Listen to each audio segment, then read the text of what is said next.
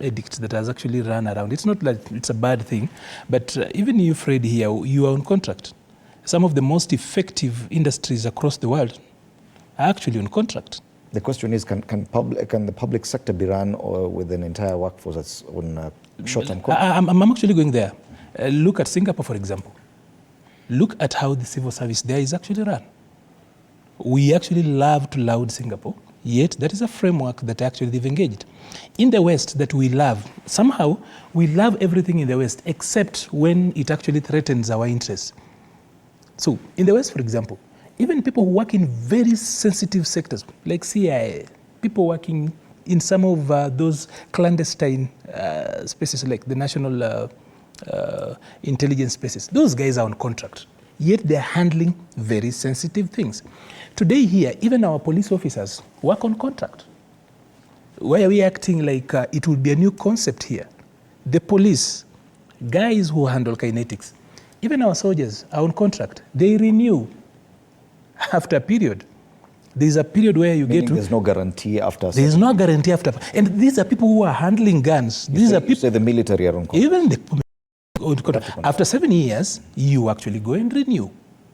You choose to stay in. You are always given away an option of going out. The same to the police. The police even have got a window. I think when you get to 20 years, you can opt out and get your benefits or stay on.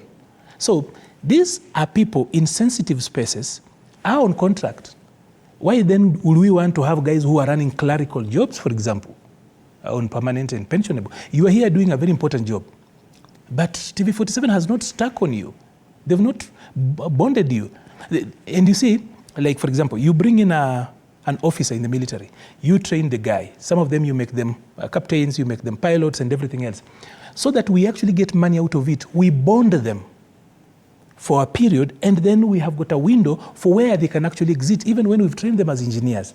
So it's not entirely a new concept. I know we really want to make, and it's a good thing. This is a country that is, when we took on the Constitution in 2010, we accepted to be a participatory government. We love to consult, we talk to each other. So when the CS Moses Kuri actually goes out and says that this is the way we need to go, already we take up, I think it's 51 or 52% more of what we raise that actually goes 37% to that goes to public sector. To public sector. And how many of those guys are there? About 1.1 million people, right? So the over 24 million of us that work, because our workforce is about 24 million people. So that all of that workforce, whether in the formal or informal sector, raise up, and for all that we raise, up to 47%, as you have said, actually goes to just 1 million people.